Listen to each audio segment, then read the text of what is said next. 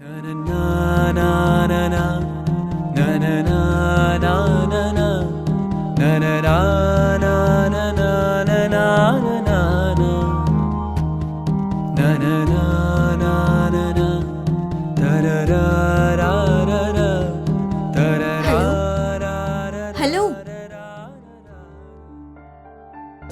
இப்பதான் கொஞ்ச நேரம் ஆச்சு.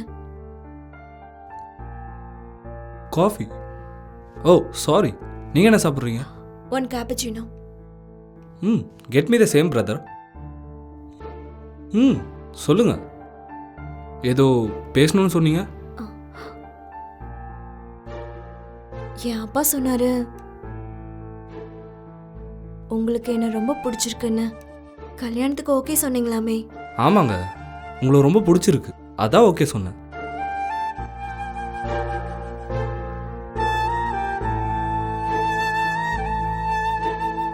என்னங்க இவ்வளோ யோசிக்கிறீங்கன்னா, ஒருவேளை என்ன உங்களுக்கு பிடிக்கலையா? புரிஞ்சிருச்சு. அப்போ உங்களுக்கு என்னை பிடிக்கல அதானே?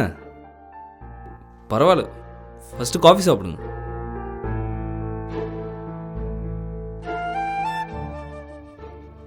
ஆமாம், பிடிக்கலன்னு சொல்கிறீங்களே, ஏன் பிடிக்கலன்னு தெரிஞ்சுக்கலாமா?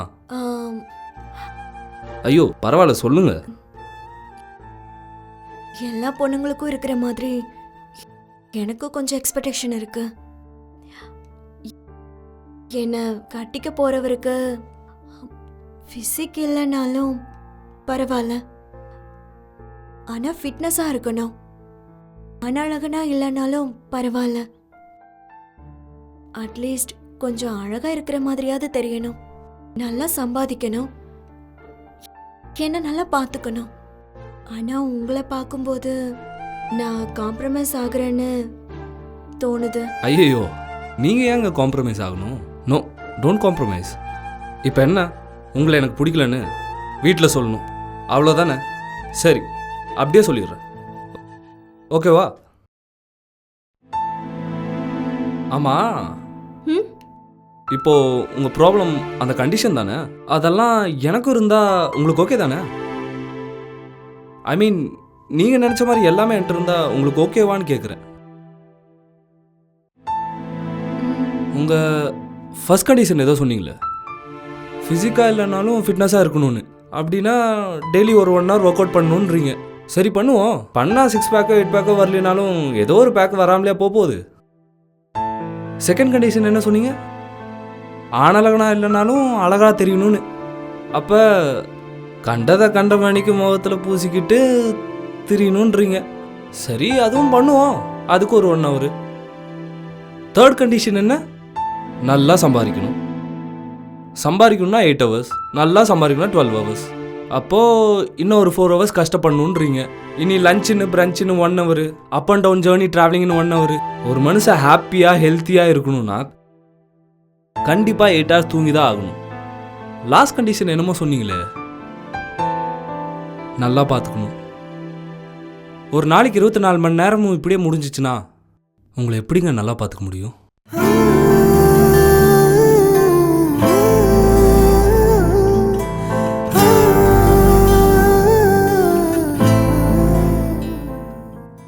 ஐயோ ஐயோ ஐயோ, இப்படியெல்லாம் எப்படிங்க யோசிக்க தோணுது? இப்படி யோசிச்சாதான் அட்வான்டேஜ்னு ஏன் நினைக்கிறீங்க? சி ஃபார் எக்ஸாம்பிள், நீங்கள் எதிர்பார்க்குற மாதிரி ஒரு பையனை கட்டிக்கிட்டீங்கன்னா மேட் ஃபார் ஈச் அதர்னு சொல்லுவாங்க. அதே என்ன மாதிரி ஒருத்தனை கட்டிக்கிட்டீங்கன்னா பாடுறா இவன் ரொம்ப கொடுத்து வச்சுவன் அழகான பொண்ணை கட்டிட்டான்னு சொல்லுவாங்க. ஸோ அந்த கிரெடிட் கூட உங்களுக்கு தான். நீங்கள் நினைக்கிற மாதிரி ஆளுக்கு 24/7 மார்க்கெட் இருக்கும், என்ன போல் ஆளுக்கு சுத்தமாக மார்க்கெட்டே இருக்காது. ஸோ அங்கேயும் நீங்கள் தான் சேஃப். இப்படி யோசிக்கிறீங்களே, எங்கே நெகட்டிவ் இருக்கோ அங்கே தான் பாசிட்டிவும் இருக்கும். எல்லாம் யோசிக்கிறத பொறுத்து தான். நான் உங்களை ஒன்று கேட்கலாமா? நமக்கு 40 வயசு ஆனதுக்கப்புறம் அம்மாவை அம்மான்னு சொல்லாமல் பியூட்டினா சொல்கிறோம், அப்பாவை அப்பான்னு சொல்லாமல் ஹேண்ட்ஸம்னா சொல்கிறோம். இடையில இருக்கிற இந்த 10 வருஷத்துக்காக எதுக்குங்க அப்படி இருக்கணும் இப்படி இருக்கணும் அப்படி செய்யணும் இப்படி செய்யணும்னு?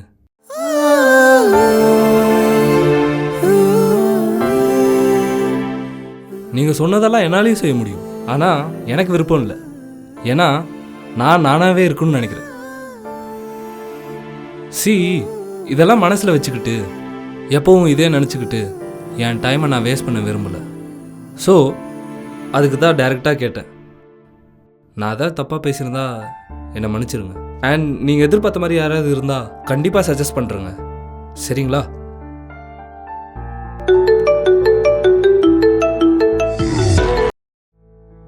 ஹலோ. கன்கிராட்ஸ்டா, அந்த பொண்ணுக்கு ஒன்று பிடிச்சிருக்கான். என்னப்பா சொல்கிறீங்க? உண்மையை தான்டா சொல்கிறேன். அந்த பொண்ணே எனக்கு மெசேஜ் பண்ணியிருக்கு. ஆ சரி சரி, நீ ஏன் அந்த பொண்ணுகிட்ட கேட்டுக்க. எனக்கு கல்யாண வேலை நிறைய இருக்கு, வச்சிடறேன். என்னதெல்லாம்? டெஸ்ட். டெஸ்டா? ஏன்?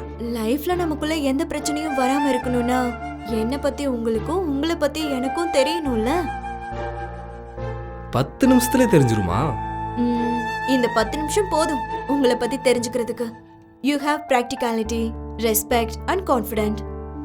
லைஃப்ல பணம் அழகு எப்பவாவது வரலாம் போலாம், ஆனா அது கூட எப்பவுமே சம்பந்தம் இல்லாம இருக்கிற ஒரே ப்ராப்பர்ட்டி கான்ஃபிடென்ட். அது உங்ககிட்ட நிறையவே இருக்கு.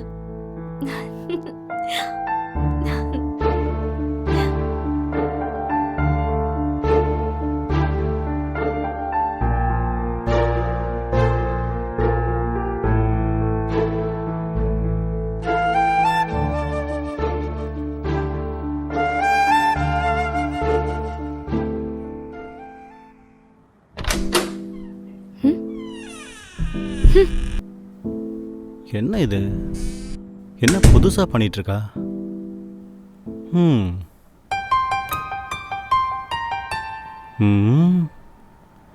என்ன ஆச்சுன்னு தெரியலையே.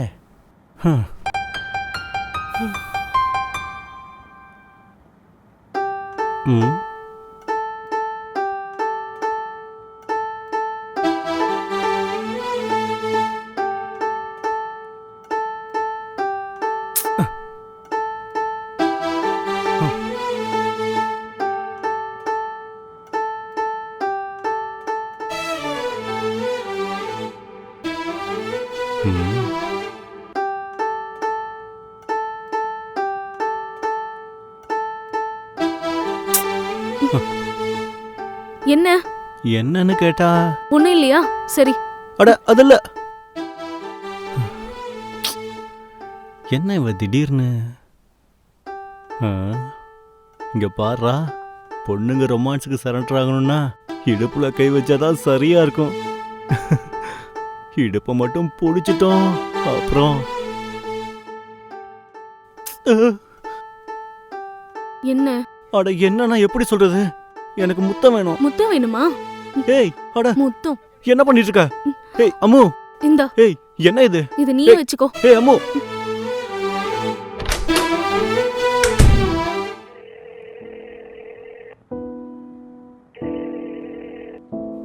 ஹலோ அம்மா. ஹலோ. சொல்றா. உன் மருமகளை ஏதாவது திட்டினியா? அம்மா அப்பானா அவ்வளவு கோவப்படுற, உன் பொண்டாட்டினா அவ்வளவு பாசமா இருக்கியா நீ? அப்படி இல்லம்மா. என்ன அப்படி இல்ல? உன் பொண்டாட்டி சொன்னனே ஃபோன் பண்ணிட்டியா? அப்படிலாம் ஒண்ணும் இல்லம்மா. சரி, நான் உங்களுக்கு கால் பண்றேன்.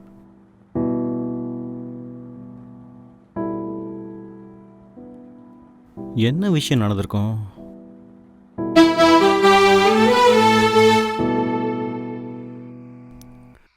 அம்மு, என்னாச்சம்மு? சொல்லம்மு. அட என்னாச்சுன்னு சொல்றியா? சொன்னாதானே தெரியும்.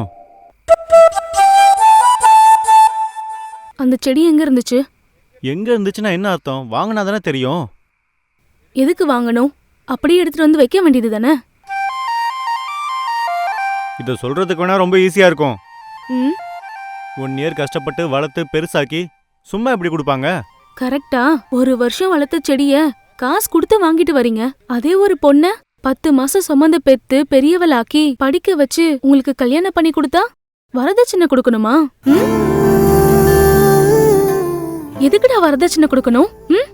நீ தானே எங்க அப்பா கிட்ட என்ன காசு கொடுத்து வாங்கணும். எங்க ஃபேமிலில இருக்கவங்கள பத்தி ஒரு தடவையாவது யோசிச்சு பாத்தியா?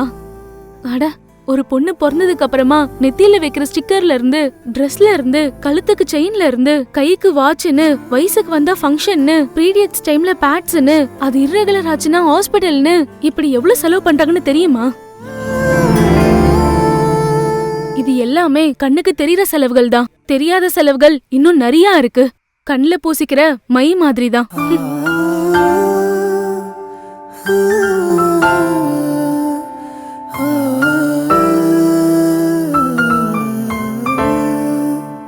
இருந்தாலும் இது எல்லாத்தையும் ஒரு பொண்ணுக்காக எதுக்காக செலவு பண்ணணும்? லேண்ட்ல போட்டாங்கன்னா டபுள் ஆக போகுது, இதே வட்டிக்கு கொடுத்தாங்கன்னா ட்ரிபிள் ஆக போகுது. இதை வச்சு அவங்களால ஹாப்பியா வாழ முடியும்ல?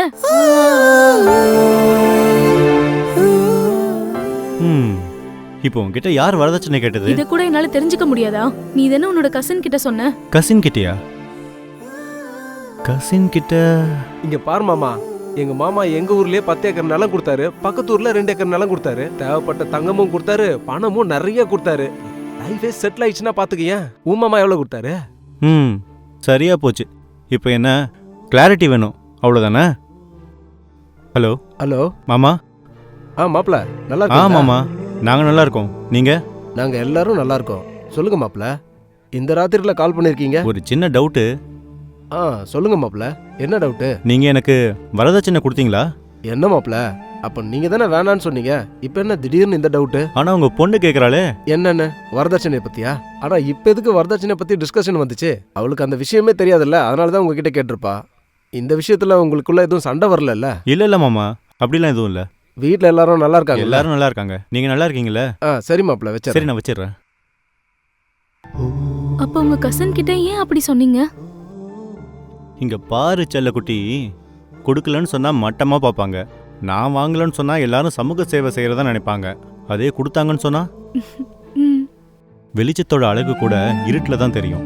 ஆனா வெளிச்சத்துக்கு இருக்கிற வேல்யூ இருட்டுக்கு இருக்காது. இந்த சொசைட்டியும் அப்படிதான். பணத்துக்கு கொடுக்குற வேல்யூவை மனுஷங்களுக்கு கொடுக்க மாட்டாங்க. அதுக்கு தான் அப்பப்போ பெருசா பேச வேண்டியதா இருக்கு. இப்ப நீயே சொன்னல, கண்ணுக்கு போற மைய கூட நம்மளால பார்க்கவே முடியாதுன்னு. தெரியாதுங்கிறதால தான் அதை கொஞ்சம் சத்தமா சொல்ல வேண்டியதா இருக்கு, உன்னோட நல்ல விஷயங்களை பத்தி. இதையே புரிஞ்சிக்க மாட்டேங்கிறியே. என்னமோ உன்னோட ரிவெஞ்ச். வரதட்சணை கேட்டாலும் குத்தம், கேட்கலனாலும் குத்தம். என் ஃப்ரெண்டும் அப்படிதான், வரதட்சணை இல்லாம கல்யாணம் பண்ணிக்கிறான்னா. அவனுக்கு குறை இருக்குன்னு பொண்ணு தர மாட்டேன்ட்டாங்க. எல்லா கஷ்டமும் ஆம்பளைங்களுக்கு தான், ஆனா வெளியே தெரியாது. சரி சரி, நல்லா சரி.